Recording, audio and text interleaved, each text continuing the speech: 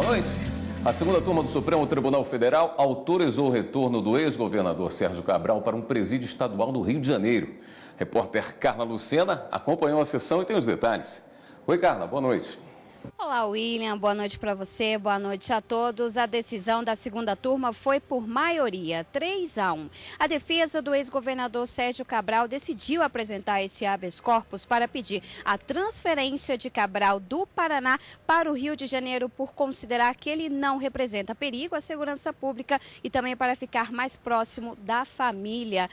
Cabral foi transferido para o Paraná no começo deste ano. A mudança aconteceu depois de uma determinação da Justiça Federal, após ter sido reveladas regalias que o ex-governador estaria recebendo dentro do presídio estadual em Benfica, no Rio de Janeiro. O relator do habeas corpus, o ministro Gilmar Mendes, considerou indevida a transferência e determinou o retorno imediato de Cabral para o Rio de Janeiro. Ele foi acompanhado pelos ministros Dias Toffoli e Ricardo Lewandowski. O ministro Edson Fachin divergiu. Vamos ouvir agora um trecho do voto do ministro Gilmar Mendes e também do ministro Edson Fachin. A transferência não atende aos interesses do processo. A transferência teve amparo fático em apurações realizadas unilateralmente pela acusação. Os fatos foram tomados como verdadeiros, tais quais narrados nas diligências empreendidas pelo Ministério Público do Estado do Rio de Janeiro. A despeito de inexistir urgência, a defesa do paciente não foi previamente ouvida. Isso já foi dito da tribuna. Além de tudo, presidente, não se tem notícia de que o paciente esteja sofrendo procedimento disciplinar em razão de seu comportamento carcerário. Portanto, não houve respeito ao devido processo legal ou ao contraditório previsto na Constituição Federal, artigo 5º, incisos 54 e 55, e desenvolvidos na legislação, artigo 282, parágrafo 3º do CPP.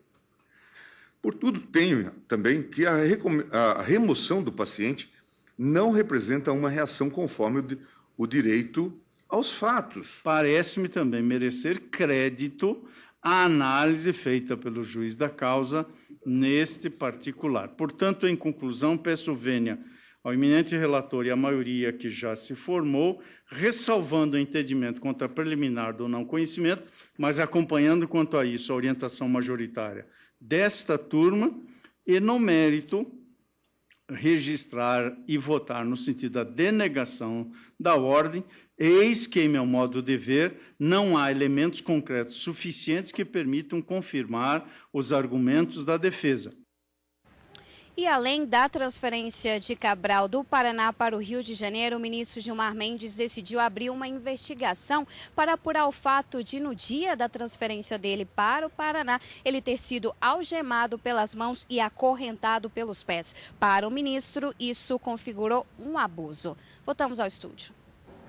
Obrigado, Carla. O Tribunal de Contas da União vai poder analisar as contas da Fundação Banco do Brasil desde que essas verbas sejam públicas. Se vierem de particulares, o TCU não terá essa autorização. O caso foi discutido hoje também pela segunda turma do STF. No recurso, a Fundação Banco do Brasil questiona a possibilidade de o Tribunal de Contas da União fiscalizar verbas administradas pela entidade.